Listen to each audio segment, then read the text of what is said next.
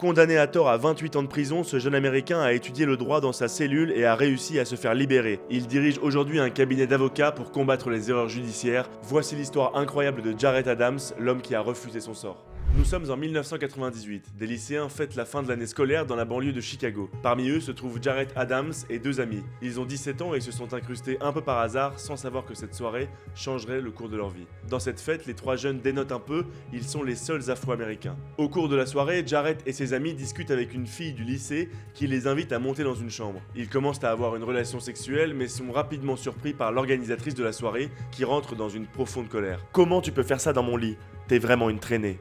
3 semaines plus tard, Jarrett reçoit chez lui une convocation de la part de la police de Chicago. Il est accusé de viol en réunion. À partir de ce moment-là, le jeune garçon est pris dans un tourbillon judiciaire, assisté par un avocat commis d'office peu expérimenté. L'accusation n'a pas d'autre preuve que le témoignage de la jeune fille, mais Jarrett Adams est condamné à une peine de 28 ans de prison. C'est le début du cauchemar. Il est incarcéré dans une prison de haute sécurité de l'état du Wisconsin. Jarrett raconte qu'il partage sa cellule avec des tueurs, des violeurs en série. Lui n'est même pas encore majeur, mais surtout il se sait innocent. Le jeune homme va alors faire preuve d'une force de caractère absolument hallucinante. Puisque son avocat a échoué à le défendre, il va le faire lui-même. Il emprunte des livres de droit à la bibliothèque de la prison et étudie son cas, les différents recours qui pourraient l'aider à sortir. Il monte un dossier de défense et contacte l'organisme Innocent Project qui accepte de l'aider à plaider son innocence en cour d'appel. Et ça marche. En février 2007, quasiment 9 ans après son incarcération, Jarrett Adams est finalement libéré. Commence alors une lente reconstruction pour le jeune homme à qui on a volé sa jeunesse. Mais Jarrett a vécu cette épreuve comme un appel du destin. Personne ne doit plus jamais vivre ce qu'il a traversé.